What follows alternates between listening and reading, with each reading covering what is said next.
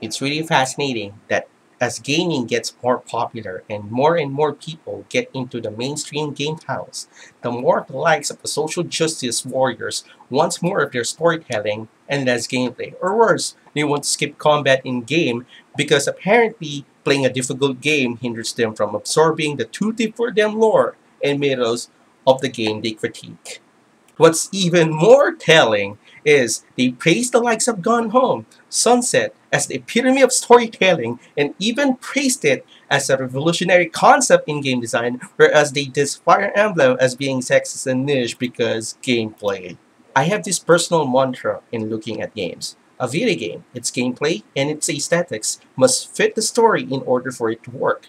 One example that comes to mind is Ogre Battle March of the Black Queen, that masterfully combined real-time strategy concept in its story about liberation of cities from the Marian of a mind-controlled Zenobian empire by its puppet master, Rashidi. And for the record, I'm a fan of this game. Fight me in real life if you disagree.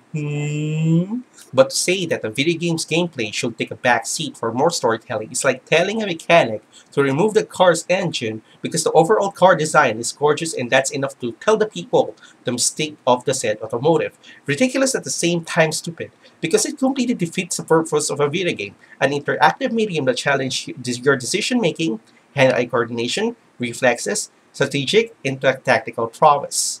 Examples of these games like The Last of Us, Order 1886, Life is Strange, had come out of the woodwork and really they are more like glorified interactive video books, or what I call them visual novel ripoffs, who emphasize more of their storytelling that evolves the medium instead of moving it forward. But enough of me, because one of the Emperor's finest will share his piece into this shenanigan that these morons want to push into video games and their fascination with storytelling. So brother, take it away!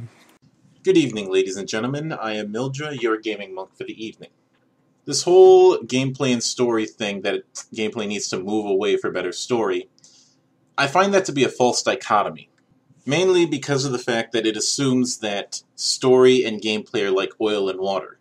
You can't mix and there is a distinct line between the two.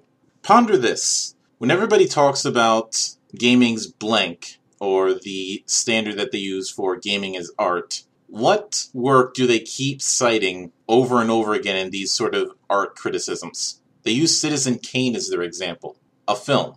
But interactive art is not a film. Interactive art does not adhere to all the rules of a film. And as such, you can't judge it the same way you would judge a film, that you would judge a book, that you would judge a painting.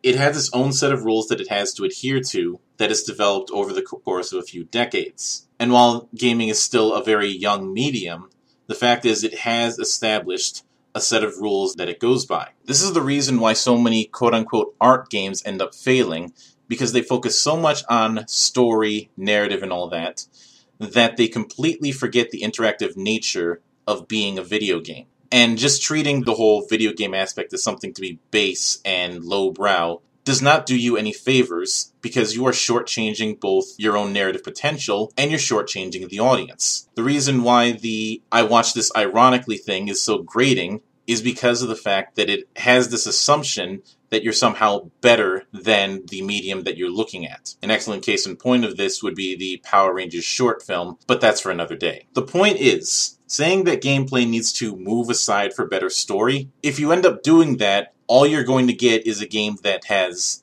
not as good of a story as, say, a feature film, and less gameplay, so it doesn't function as well as a game, so you're pretty much killing two legitimately good birds with one really bad stone.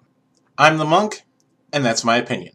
And there you have it. So before I go, there's a way to immediately know how to tell whether a social justice warrior doesn't like games. Just listen to this. Start yet, wait for him to attack. Try dodging his move and wail on him. Just don't get hit away, oh. That if you do, try and try again. If you want to find all the plebs are playing on some dumb indie game with no gameplay, away, oh. Walk a straight walkway and read some text.